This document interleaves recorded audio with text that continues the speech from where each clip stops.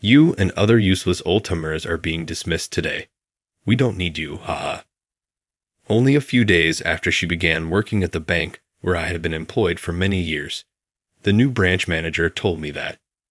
Just you wait and see was my attitude as I walked away grinning. Everyone was caught off guard when $700 million worth of accounts were abruptly canceled the following day. That cancellation was the first of many unforeseen and extraordinary events that the bank was going to experience. Nancy Johnson is my name. I have been employed at this neighborhood bank since I graduated from community college, and I am 55 years old. I began working at the counter in a clerical capacity. I have now relegated the front desk to the younger, cute bank staffers. I only approach the counter when a consumer calls for me to. If not, I remain in the background, prepared to assist my coworkers as needed. It's really fun to watch them pick up their skills and become independent. It's like raising my own kids. By the way, Bob and I have been wed for 32 years. He works as an engineer for an electrical company and is 2 years older than me. He is an honest man who detests dishonesty. He's a superb advisor who always gives me good counsel, and he's amazing at listening to my stupidity.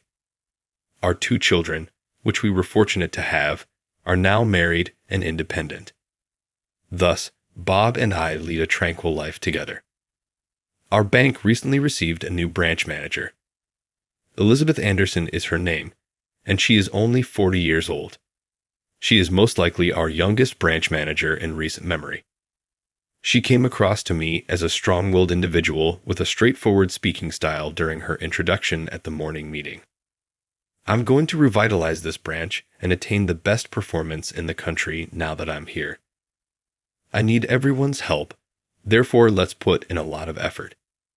She spoke so confidently and clearly that I recognized right away that she was the type of person I typically find difficult to work with. Following the meeting, Elizabeth was given a tour of the bank and introduced to the employees by the assistant branch manager. Following the introductions, each of us got to work cleaning the bank's various sections. When Elizabeth and the assistant manager came over, I started cleaning the waiting area's windows. "May I have a word, Nancy?" "Sure. What's up?" I replied with a smile. "This is Elizabeth, our new branch manager. Elizabeth, this is Nancy Johnson, our most experienced staff member. She's been with us for about 35 years, so if you have any questions, she's the one to ask. She can solve just about anything," the assistant manager said. While the assistant manager was introducing me, Elizabeth looked me over as if evaluating my worth. "Pleased to meet you. I might not be as impressive as the assistant manager claims, but I do my best every day," I said, feeling a bit nervous in front of the imposing Elizabeth. "Nice to meet you, too. You seem to suit window cleaning quite well." "Excuse me?" As I was stunned, she chuckled. "I thought you were the janitor for a moment. Well, if I have any questions, I'll be sure to ask you, Nancy. Let's move on." Sure." She said that, and the 2 went straight to the conference room. Never before had I been mocked like that upon first meeting someone. How rude. I asked a young colleague, cleaning up some scattered magazines nearby, "Hey, do I really look like a janitor?" "Of course not. You certainly have a mood of dependable mother, but you definitely have the presence of a veteran banker, Nancy. That new branch manager is off to a bad start on her first day. I wonder if that's a compliment or not. It's hard to tell," I thought to myself as I regretted asking the younger colleague for her opinion. But maybe it's not entirely wrong to say I'm motherly. I admit I can be a bit naggy. I do tend to fuss over the younger staff. Even after that, the assistant manager continued to show Elizabeth around. The break room was buzzing with rumors about her. Listening in, it seemed that nobody had a good impression of her, which wasn't surprising after seeing her attitude. But maybe she's as capable as she looks. Perhaps it takes someone as assertive as her to lead the branch to greater heights, as she said in the morning assembly. I decided not to jump to conclusions and to observe for a while. When I got home, I told Bob about Elizabeth, the new branch manager. He seemed displeased too and said, "Sounds like a nasty piece of work. You can't just run away from your job, so try to avoid her as much as possible."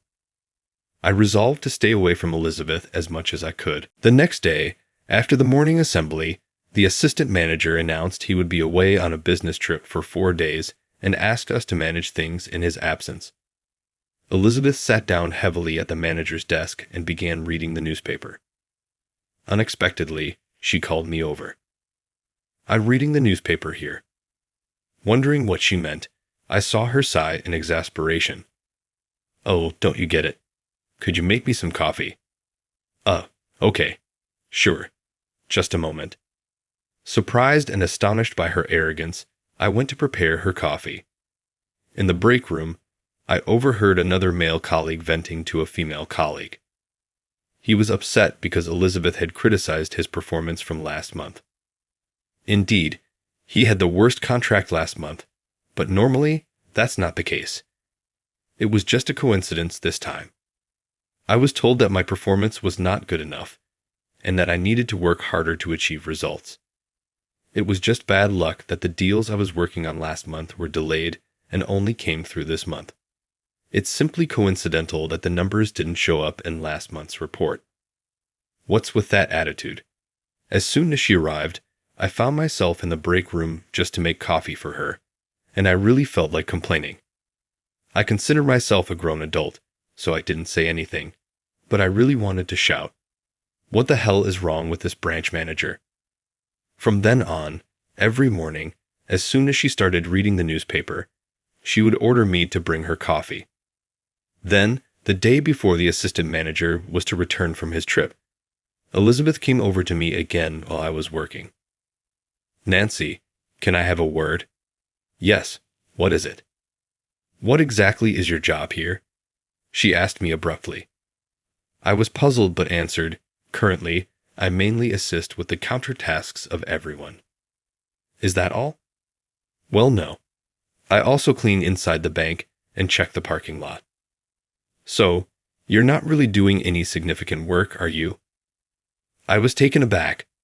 "Well, maybe that's true. You see, I've decided to introduce cleaning robots in the bank. That means your job will be redundant, won't it?" She had an insinuating tone. What exactly do you mean by that?" Elizabeth put pressure on me. "Supporting counter operations.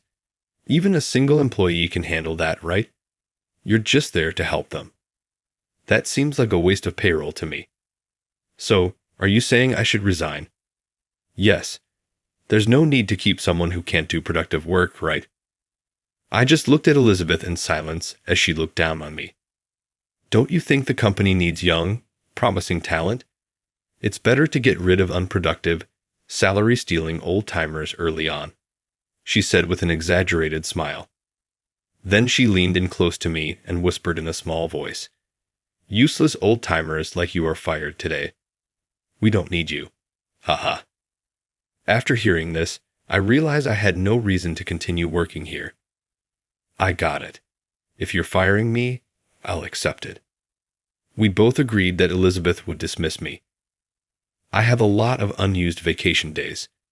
How long should I keep coming in?" "Oh, is that so? Well, you don't need to come in tomorrow." I got it.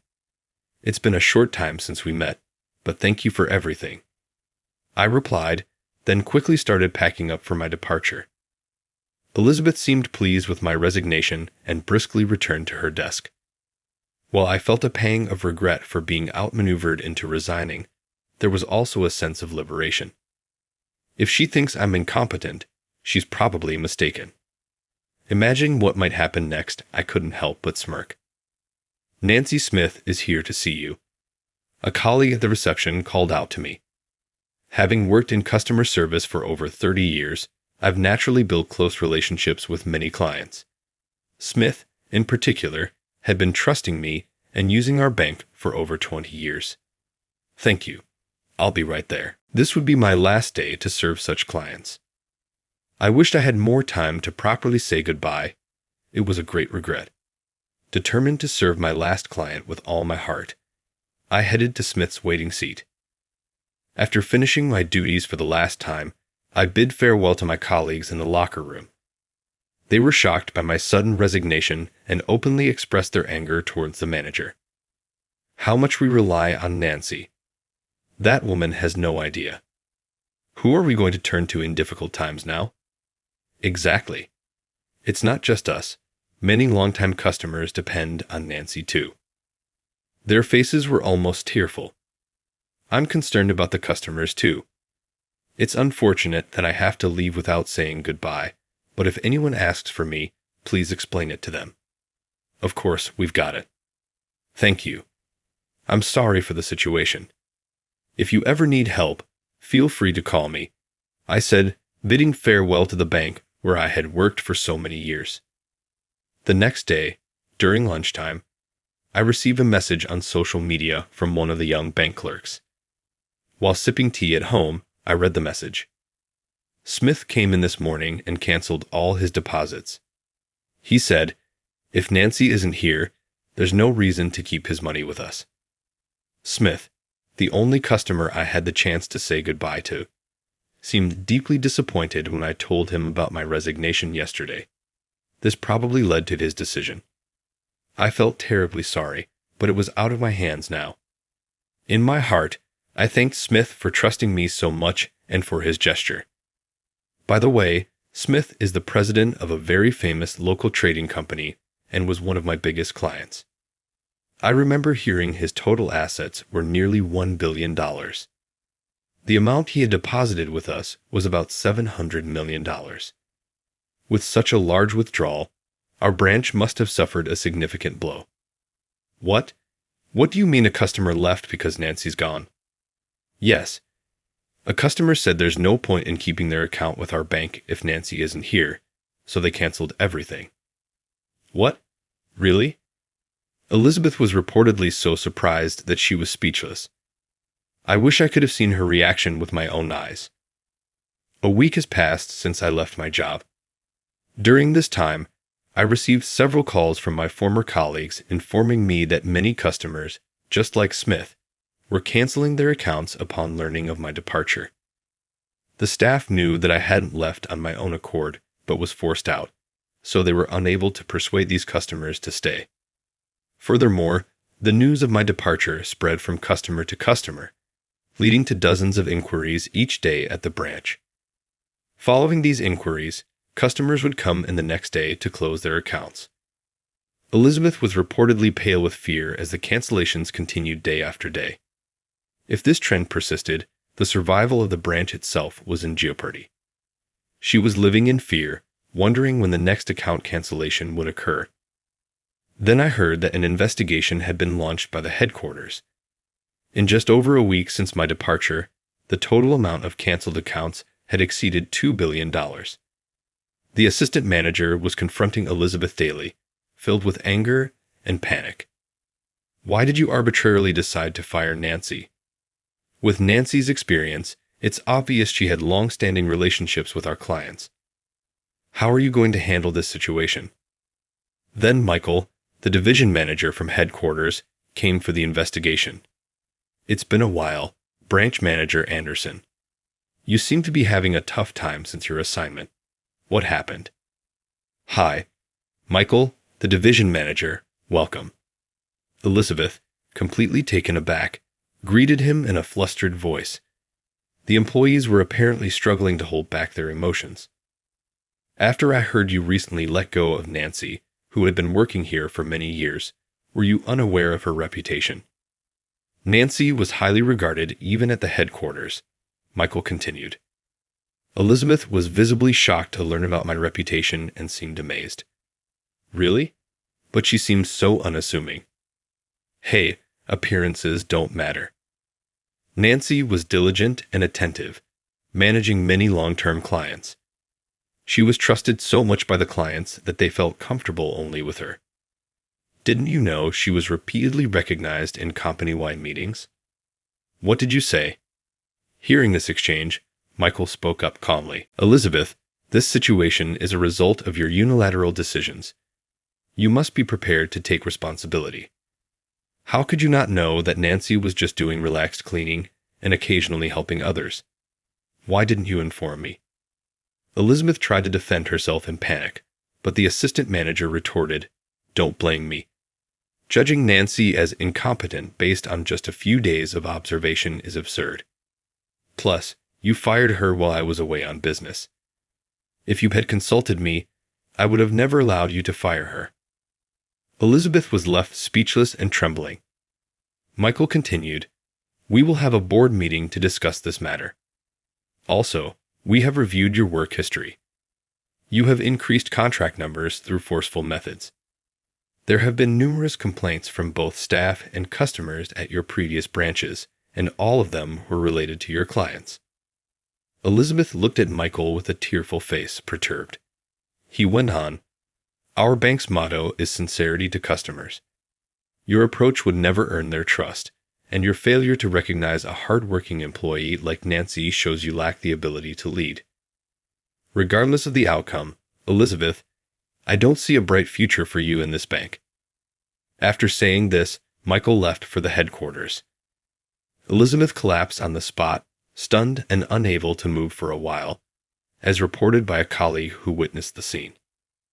During my time as a teller, I had actually been personally requested by many clients, including executives, CEOs, chairpersons, private investors, and owners of private businesses, mostly for substantial transactions. The amounts they deposited ranged from tens to hundreds of millions. Not knowing this and firing me unilaterally meant losing the trust of these clients who had faith in me, leading them to surely transfer their accounts elsewhere. It was something that could have easily been foreseen. Yet all because Elizabeth rashly deemed me incompetent. Following this, Elizabeth was relieved of her position as branch manager and sent to work in a remote branch, doing the same teller work she had looked down upon. However, her attitude and mannerisms continued to alienate both staff and customers, leaving her counter mostly empty. There was even talk of her being moved to a contractual position. If she had changed her attitude after being transferred, things might have turned out differently, but it seems her pride didn't allow it. I deeply pity her for that. Later, Michael and the assistant manager visited my home to personally apologize. "We are truly sorry for what happened to a model employee like you, Nancy. Elizabeth's rudeness will be apologized for by me on her behalf. Nancy, would you consider coming back to work at our bank? Nancy, I'm also asking you. Please, I'm truly sorry for the unpleasant experience you had. It was my oversight, but our branch really needs you. Please, please come back." Both of them bowed deeply, pleading repeatedly for me to return to work. Their desperate demeanor led me to ask for some time to think it over. That night, after discussing it with Bob, he said, "If they went to that length to ask you, and if you think it's right, then maybe you should go back. Given that the root cause, Elizabeth, is going to be dealt with, and they were so earnest in wanting me back, I saw no reason to refuse." The next day, I contacted the assistant manager and successfully returned to work. Upon my return, I reached out to the customers who had canceled their accounts, and fortunately, most of them came back. The assistant manager was overjoyed that both the customers and I had returned. It was a rare sight to see a grown man cry and bow in gratitude, something you wouldn't see anywhere else. I heard that our branch was at risk of being absorbed, but this issue was resolved thanks to the return of the customers. With Elizabeth transferred, the assistant manager was promoted to branch manager. He might be a bit timid, but I think he's a good boss who pays attention to those around him. Since he relies on me, I have to work hard to meet his expectations. This incident has made us both realize how important mutual trust is. Today, I am working to my best at the bank, supporting my colleagues and each other.